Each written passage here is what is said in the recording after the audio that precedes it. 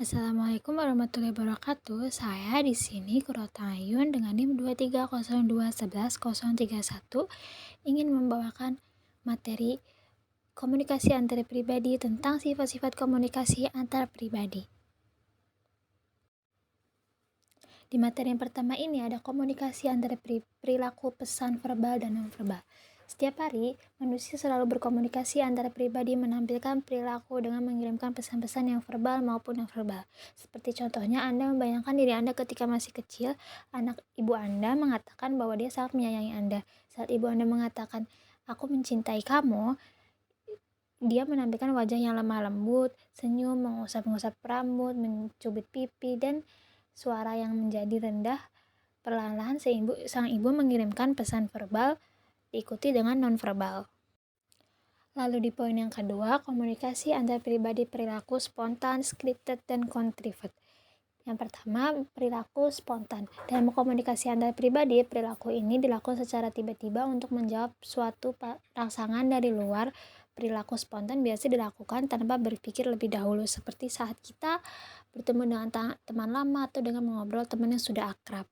Yang kedua, ada bentuk perilaku scripted adalah perilaku yang bersifat scripted. Kadang-kadang kita menyadari bahwa sebagian reaksi emosi manusia terhadap pesan tertentu dilakukan melalui proses belajar sehingga perilaku itu menjadi rutin.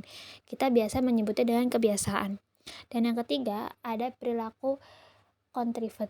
Perilaku contrived merupakan perilaku sebagian besar dilakukan atas pertimbangan kognitif. Jadi, perilaku ini timbul karena manusia yakin dan percaya atas apa yang dia lakukan benar-benar masuk akal. Lalu di poin ketiga ada komunikasi antar pribadi proses dinamis. Ciri ketiga komunikasi antar pribadi adalah komunikasi antara pribadi merupakan suatu proses perkembangan. Konsep tersebut menunjukkan bahwa komunikasi antar pribadi tidak statis melainkan dinamis. Lalu ada bentuk hasil komunikasi, yaitu yang pertama ada hasil umpan balik. Komunikasi antar pribadi dikatakan sukses apabila komunikator dan komunikasi berpartisipasi melalui pengiriman pesan verbal maupun non-verbal. Setiap tindakan komunikasi tersebut, komunikasi antar pribadi selalu ditandai dengan umpan balik. Hasil kedua ada interaksi. Hasil komunikasi yang diukur melalui umpan balik saja tidak cukup. Komunikasi pribadi juga melibatkan beberapa tingkat interaksi antara pribadi. Umpan balik tidak mungkin ada jika tidak ada interaksi atau kegiatan dan tindakan yang menyertainya. Lalu ada hasil koherensi. Selain umpan balik dan interaksi, maka hasil yang diharapkan oleh komunikasi antar pribadi adalah koherensi.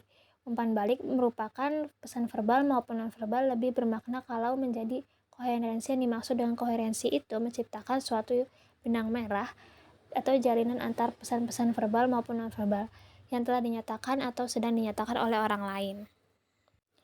Lalu ada komunikasi antara pribadi tatanan intrinsik dan ekstrinsik. Tatanan intrinsik yang dimaksud dengan tatanan intrinsik adalah suatu standarisasi perilaku yang sengaja dikembangkan untuk memandu pelaksanaan komunikasi antar pribadi. Dan tatanan ekstrinsik adalah tata aturan yang timbul akibat pengaruh pihak ketiga atau pengaruh situasi dan kondisi sehingga komunikasi antar pribadi harus diperbaiki. Berikutnya ada komunikasi antar pribadi merujuk pada tindakan.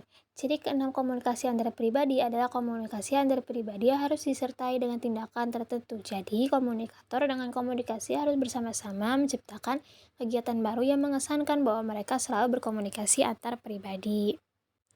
Dan yang terakhir, komunikasi antar pribadi tindakan sesuai antar manusia.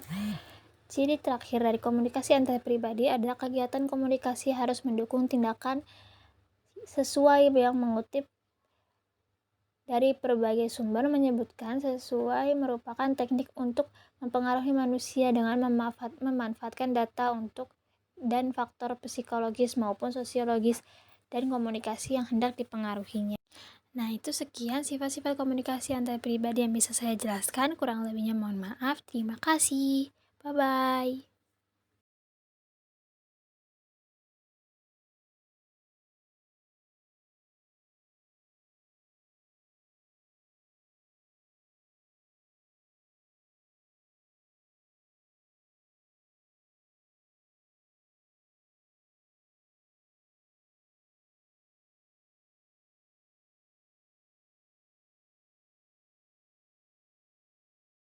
Nah, itu materi sifat-sifat komunikasi antar pribadi yang bisa saya jelaskan. Kurang lebihnya mohon maaf. Terima kasih. Bye-bye.